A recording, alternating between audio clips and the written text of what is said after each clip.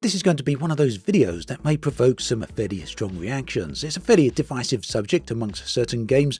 The subject is spaceship interiors in the spaceship simulator genre. Now this subject comes with quite a bit of baggage, and if you're already reaching for the keyboard to type up some comments and type up some replies, I urge you to go ahead and do so. Let me know what you think, even if you haven't yet watched the video. I'd love to hear from you and get that conversation going. So yeah, the reason this subject can be a bit divisive is because as a whole it comes with a lot of baggage. For example, Star Citizen is controversial by its very nature.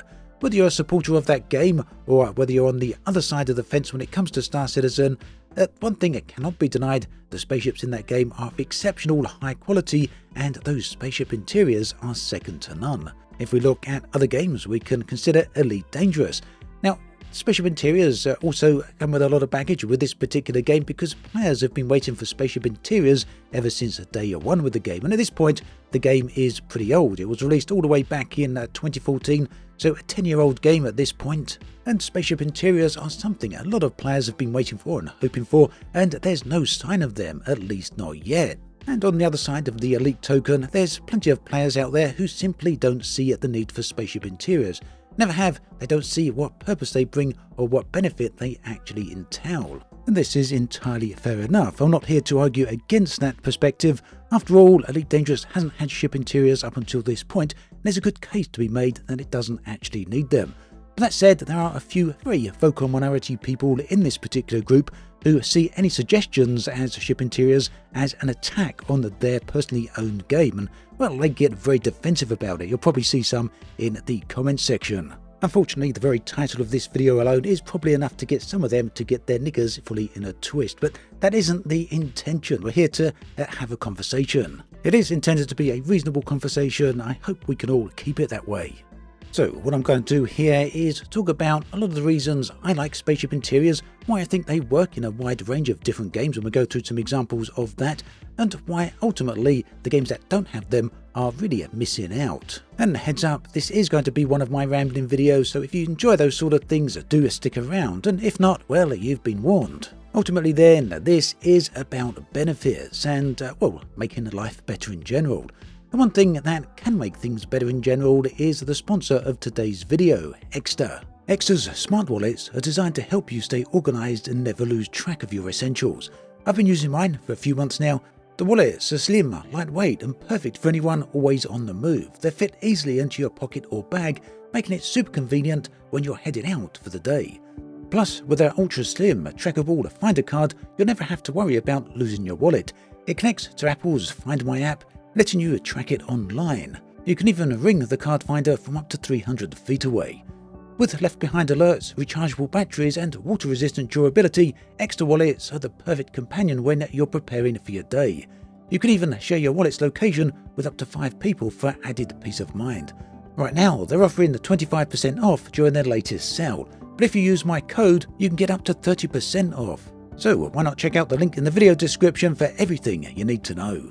So, space simulation games have long captivated players with the promise of exploring uncharted galaxies, engaging in epic space battles and trading among distant stars. We've seen this all the way back in the original Elite in the 1980s. Now, whilst piloting a spacecraft through the cosmos is undeniably thrilling, there's often an overlooked element that adds significant depth to these experiences. Now, say it's overlooked, it does largely depend upon which game you're playing. But the ones that are missing this feature, I do feel it is overlooked, and that of course is the ship's interior. So for me, this is more than just a backdrop. The inside of a spacecraft plays a crucial role in connecting players to the game world itself. It transforms vessels into personal sanctuaries, social hubs, and gateways into the deeper world. So one of the most profound ways ship interiors impact gameplay is by creating a sense of home. In titles like Star Citizen, and even if you head back to indie titles such as Rodina, which come out a long time ago and we had ship interiors even then, the ship isn't just a mode of transportation. Ultimately, it's where players can eat, sleep and interact with their surroundings. It incorporates living quarters, kitchens and personal storage and turns the ship into a haven amidst the vastness of a space, and this is especially prominent when you have these wide open spaces which most space games do. So this personal touch really does bring a stronger emotional bond with the game world. As players, and I find myself, we developed a genuine sense of ownership and belonging in that game world and with the ship itself. Ultimately, it shifts the experience from simply controlling a machine to inhabiting a living space, and this makes the journey ever more intimate and ever more meaningful. At the end of the day, the way I look at this is you can either be the ship that you're controlling, and we see this in games such as Everspace 2 and Elite Dangerous, where you are little more than the ship itself, or you can be the avatar, the player that sits in the seat, walks up to the seat and sits in it, and actually controls that ship. And this provides for a very different and very more ultimately engaging feeling towards the game. So detailed ship interiors do contribute immensely to the game's realism and immersion, at least for me, and functional areas like engineering bays, medical facilities and environmental controls allow players to engage with their ships in multiple levels. The ship becomes more about something more than just being the vessel with which you directly interact with the world. It's something more than just a mode to carry some cargo or an ability to carry some guns and shoot at some stuff. And a good example here is a Starship Simulator. The vessel here is designed with real-world engineering principles, complete with miles of cables and conduits that players can interact with. And it's a level of detail that creates an environment that feels authentic and alive, and this draws players deeper into the game's universe. And this ultimately is something I really do enjoy. Walking through those corridors on board the Starship is something that you just cannot really replace. It's much better than just sitting in the cockpit and piloting. Now, ship interiors also serve as stages for role-playing and storytelling. They allow players to fully embrace their chosen roles, be it captain, engineer or science officer. In the Starship Simulator, each role comes with specific duties and areas aboard the ship. And we've seen this in other games such as Star Trek Bridge Crew. And this makes some strategic decisions on the bridge to conduct repairs or in the engine room. And these dedicated spaces do enable players to live out their roles authentically and really do add a lot more depth to the overall narrative that you're trying to create for yourself in that world. Ultimately, the experience becomes a lot more engaging. If you think otherwise, do let me know. Do you feel this is actually necessary to feel immersed in the game world? Now, talking of areas inside ships, you do of course have communal areas in multiplayer games such as Star Citizen, and these feature ships large enough to accommodate multiple players, many multiple players in fact, each contributing to the vessel's operation. At least that will be the ultimate goal, but meanwhile it's certainly a place for players to hang out. And here you have lounges and even mess halls in some cases. Observation decks can become gathering spots where players can strategize and talk about their overall experiences with the game, or simply just relax and chill out together. So the shared spaces that encourage collaboration, camaraderie, strengthening the game's community and making the experience more enjoyable. And this is something that you'll see in a lot of live service games and MMOs.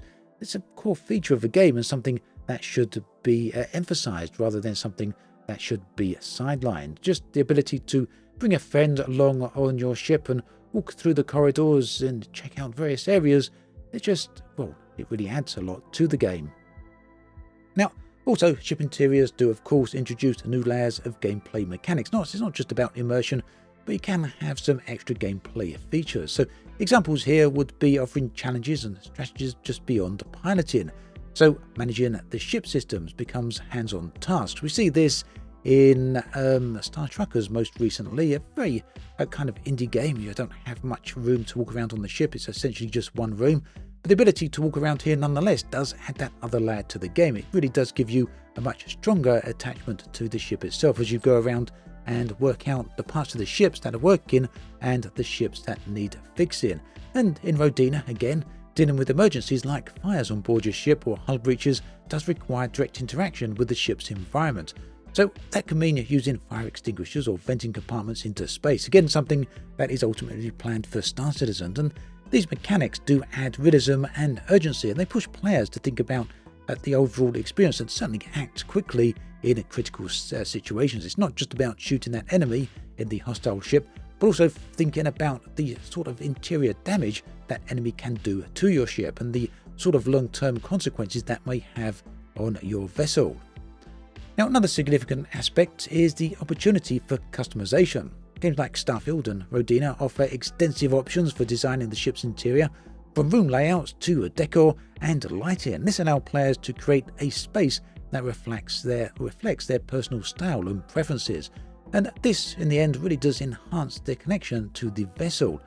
So yeah, not just about aesthetics, although some people may feel it is that, but it's also about making the ship feel like it's a unique extension of yourself, a place where you can ultimately reside within the game world. And some of this is present in games like Elite Dangerous, where you have the fleet carriers, and you can do some of this on that, but well, it really depends on how mobile that fleet carrier or that entity actually is. How much of just a base it is, a base of operations, or is it a place that actually, a place that you can actually engage directly with the outside world? Now, being able to walk through and interact with ship interiors does bring players closer to their avatars. Instead of controlling the ship from a detached perspective, instead of actually being the ship, players inhabit the same space as their characters. And this embodiment enhances immersion, and we see this even in games like X4 Foundations, where there's a first-person perspective that allows seamless movement from piloting to exploring the ship's corridors. Now, even though there's not necessarily any additional gameplay here, navigating the ship physically makes the game world feel more tangible and engaging, and it makes your ship feel a lot more, should we say, valuable. Ship interiors can also be intriguing spaces to explore in their own right, whether that's hidden rooms, secret compartments, and intricate designs. All of this does encourage players to discover every part of their vessel, and this internal exploration mirrors the broader theme of discovery in space sims, extending it to the player's own ship. In games such as Star Citizen, having the vehicle hangars and bays within the ship adds yet another layer, and players here can simply walk from their pilot's chair through the corridors of the ship to smaller craft, then boarding that smaller craft and leaving with it for planetary exploration or missions that require a different approach. Now, one thing you see a lot of people say who play live service games and online worlds, it's about crafting your own story, about living in the world that essentially you create for yourself, a sort of storytelling and world building. And for me, well-designed ship interiors do contribute to both storytelling and world building. Environmental details like worn equipment, personalized crew quarters, or mission-related artifacts can convey lore and context without explicit narration. In Rodina, for example, accessing terminals and logs within the ship helps unravel the game's backstory, making the vessel itself a key part of the narrative journey, and add to that, over time, the vessel itself can become an extension of your own history within the game world. It's something we even see in the likes of Warframe, where players, their environment expands and changes as they complete various missions and bring back various different objects. In essence, the ship becomes a living tapestry of your history within the game. As such, ship interiors offer a consistent space that stays with the player throughout their journey, and this continuity reinforces the feeling of the ship as a stable home base amid the ever-changing environments of the space. It allows players to develop and evolve their space over time, making upgrades or personalization which adds to the game's longevity and deepens the player's attachment to their vessel and, by extension, the game itself. Including ship interiors then does expand what players can do in space sims. It opens up possibilities for new gameplay elements like interior-based puzzles, survival mechanics, or social systems that wouldn't be feasible in games limited to just cockpit views alone. There's an expansion that can lead to a more varied and enriching experience. At the end of the day, ship interiors then really do help build a deeper emotional connection to the game. When players can live in, customize, and interact with their ship, they develop a stronger attachment to it. Losing the ship under those circumstances, well, it's not just about losing progression, is it? It really would feel personal. And this emotional investment makes achievements all the more satisfying and setbacks much more impactful. And that should, for many people, enhance the gaming experience, although I suspect many people won't be too keen on losing their ship. But it depends how that all works out. So for me, ship interiors in the space games are far more than just decorative elements or functional necessities. They're an integral part to how players experience and connect with the game world. By providing spaces that players can inhabit, personalize, and interact with, these interiors transform the games into immersive worlds that feel alive and personal. So in a genre that often focuses on the enormity of space and exploration, it's the intimate spaces within our ships that make our journeys truly memorable. They give us a sense of place and belonging, making the vastness of space feel a bit more like home.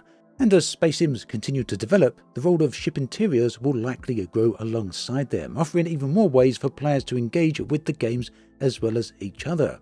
The discussion about ship interiors then isn't just about their presence, but about recognizing their impact on our gaming experience. They represent a move toward more comprehensive game design, where every element contributes meaningfully to the player's journey. Whether you're a veteran of the genre or new to it, taking the time to appreciate the spaces within your ship can offer a new perspective to your adventures among the stars. So do let me know what your thoughts and feelings are about all of this in the comments section below. It's a pretty deep subject for anyone who's a long-term fan of the space sim genre. Thanks for watching this video all the way through. It's been a fairly long one, so I do hope you found it interesting. And my thanks again to Exeter for sponsoring this video. Do check out that link in the video description where you can find out a load of information about them. Thanks for watching. I'll catch you next time, and do take care.